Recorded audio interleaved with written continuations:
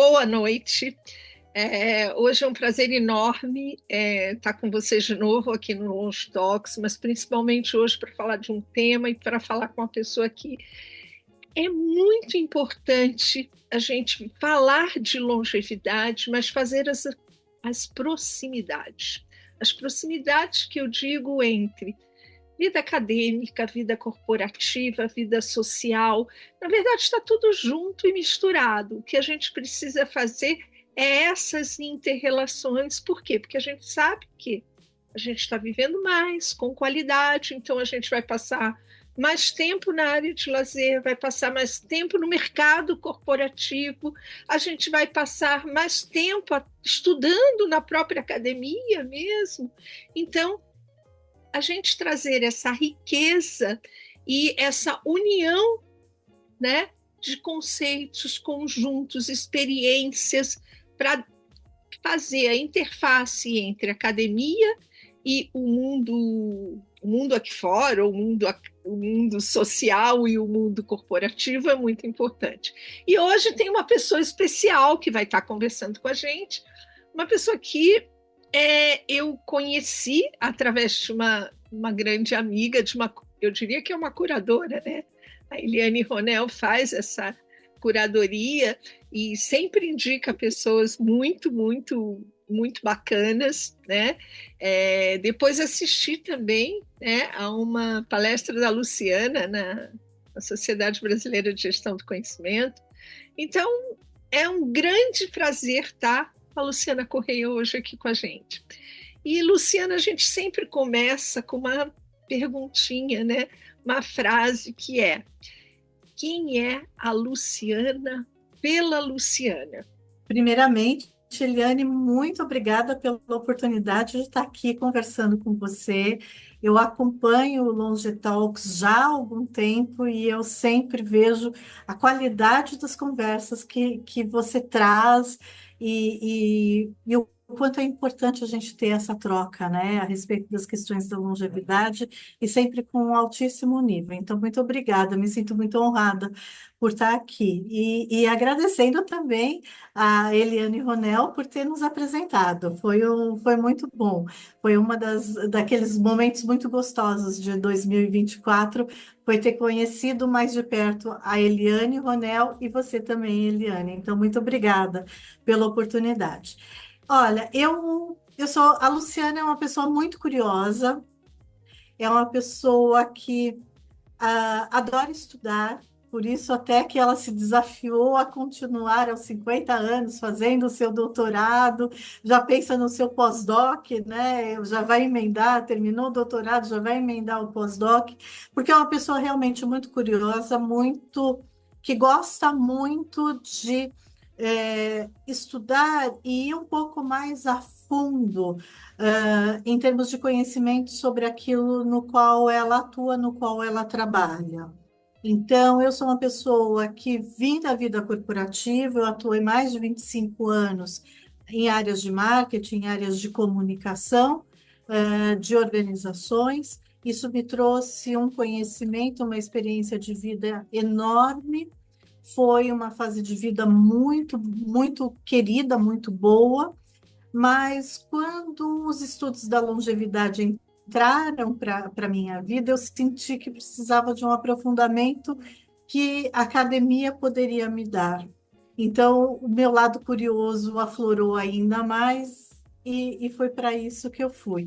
Enfim, eu acho que a grande palavra, se você falasse assim, olha, em uma palavra se defina, eu acho que eu sou uma grande curiosa, uma pessoa curiosa e uma pessoa que gosta do conhecimento e que gosta de se aprofundar.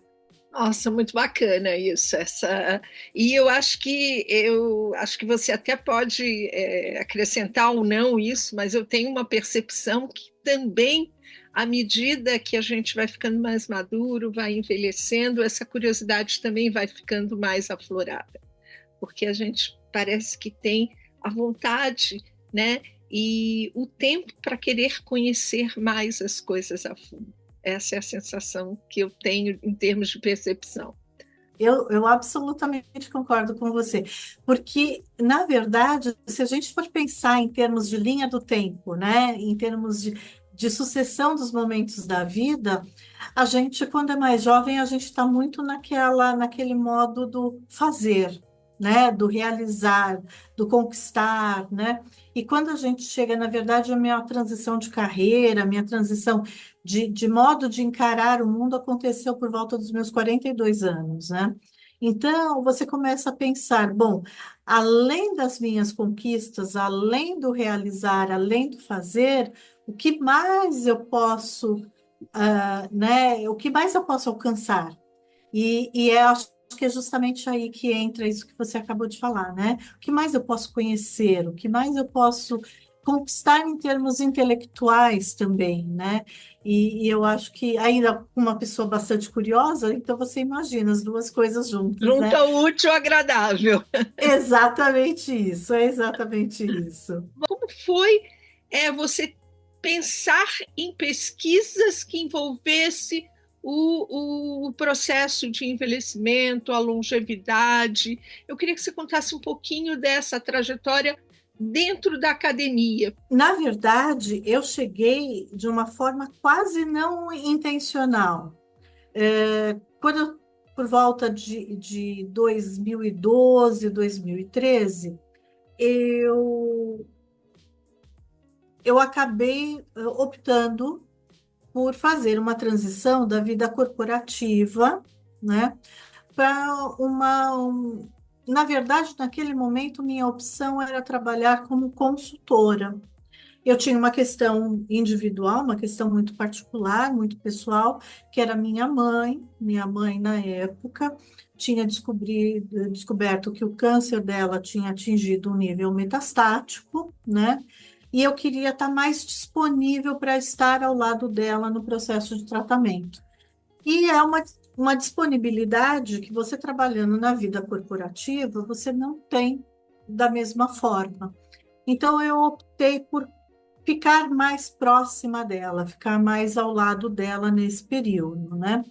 Então, optei por fazer uma transição para trabalhar como consultora, o que me facilitaria em termos de ter maior flexibilidade, principalmente na questão dos horários. E minha mãe, nessa época, era aluna da Universidade para a Terceira Idade da PUC, e ela conversando com o coordenador, né, da Universidade da Terceira Idade, a respeito das conversas que nós tínhamos no jantar, no almoço, né, juntas, ele se interessou pelos temas e pediu para eu mandar algumas sugestões de alguns cursos que eu poderia dar para os alunos de lá. Foi assim que eu acabei entrando na docência. Então, eu fui para a PUC, para a Universidade Aberta da Terceira Idade da PUC, dando aula sobre comunicação, sobre redes sociais, né? Eu estou falando isso de 2013, então como é que funcionavam as redes sociais, o que que aquilo queria dizer em termos de comunicação, das relações, porque eu sou uma pessoa da comunicação. Apesar de eu ter atuado em marketing muitos anos, mas a minha origem, né, acadêmica, ela vem da comunicação. Eu sou uma comunicadora de formação. Então, foi por aí que eu acabei entrando na vida acadêmica. E foi aí que a longevidade também entrou, porque eu comecei a ter acesso a pessoas com perfis diferentes e pessoas todas maduras, longevas. Alguns, eu cheguei a ter aluno com 100 anos na PUC, né? Então, foi tão interessante você ter contato com essas pessoas e pessoas ativas fisicamente, intelectualmente, em todos os aspectos muito ativo, que o tema da longevidade começou a me interessar muito a partir dali, porque eu não tinha mais o olhar único e exclusivo, que era o olhar de ter uma pessoa longeva dentro de casa, mas ter um grupo de pessoas longevas e mostrando como é que se vive a longevidade no século XXI. E daí eu comecei a estudar. A partir disso, eu falei assim, bom, eu quero ficar na academia. Eu gostei da brincadeira, sabe? Eu gostei dessa coisa de dar aula, eu gostei da brincadeira.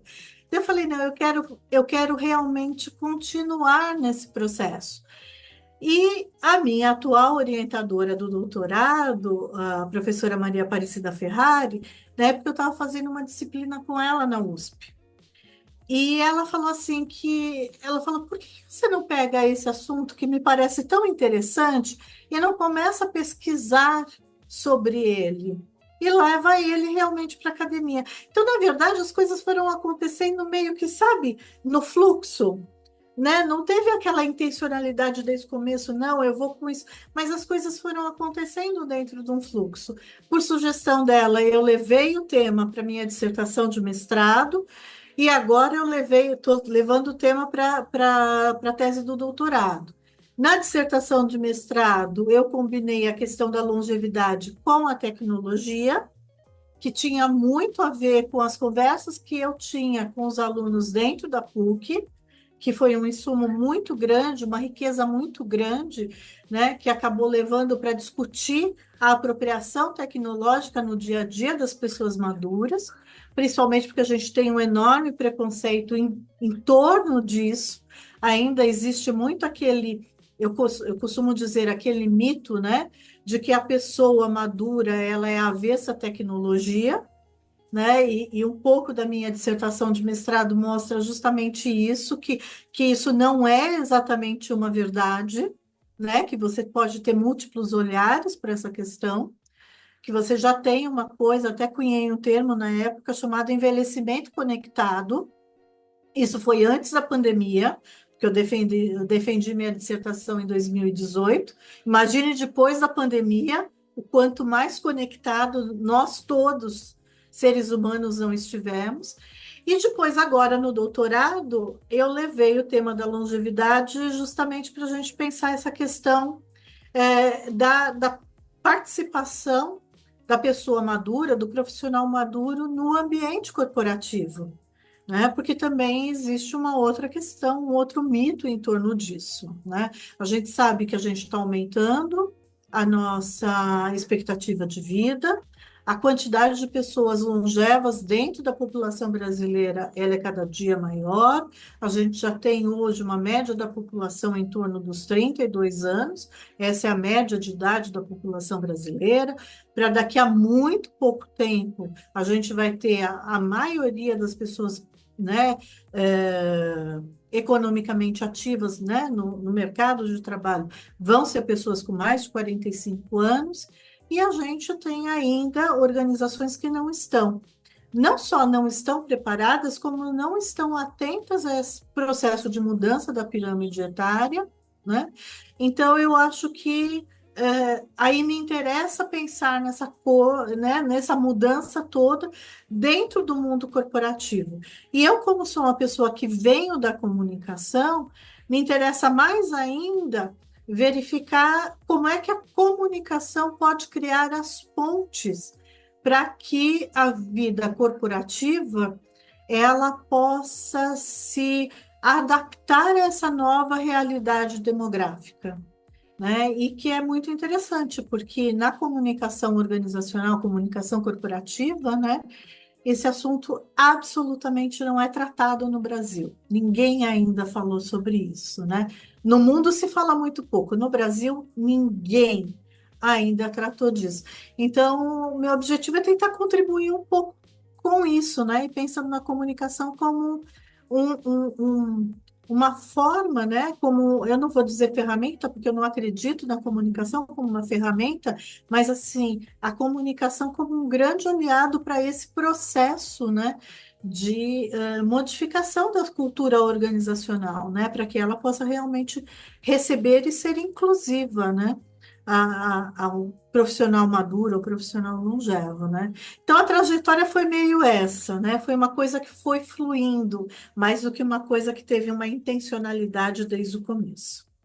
E aí entra num tema que eu acho que você está explorando muito bem, é esta comunicação, né? Que não basta só eu entender que eu vou ter pessoas com mais idade, que elas vão ter que ficar no mercado de trabalho durante muito mais tempo, mas como é que vai ficar a relação, a comunicação dessas pessoas, tanto no ambiente corporativo quanto no ambiente acadêmico, porque também hoje as salas de aula têm pessoas de todas as idades. Eu queria que você falasse também um pouquinho sobre isso. Sim, não, e isso é uma questão que eu acho, Eliane, que é absolutamente crucial. Primeiro porque, assim, eu, como já estive do outro lado do balcão, né, na vida corporativa, e hoje eu estou mais voltado, né, mais voltada à vida acadêmica, eu posso te dizer, assim, que o que eu sinto muita falta é de uma conversa um pouco mais próxima entre a academia e a vida corporativa. Eu acho que os dois poderiam se beneficiar muito de um diálogo mais próximo. Tanto a vida corporativa, as organizações poderiam se beneficiar a partir de conhecimento, porque tem muita coisa boa sendo pesquisada e sendo descoberta dentro da academia, que poderia facilitar bastante as práticas dentro das organizações, como também vice-versa, porque as organizações podem trazer um olhar mais prático, com uma aplicação mais do dia a dia para a academia, que também tem o seu papel, também tem o seu lugar dentro da academia, algo fazer para que a gente possa fazer e entregar para a sociedade.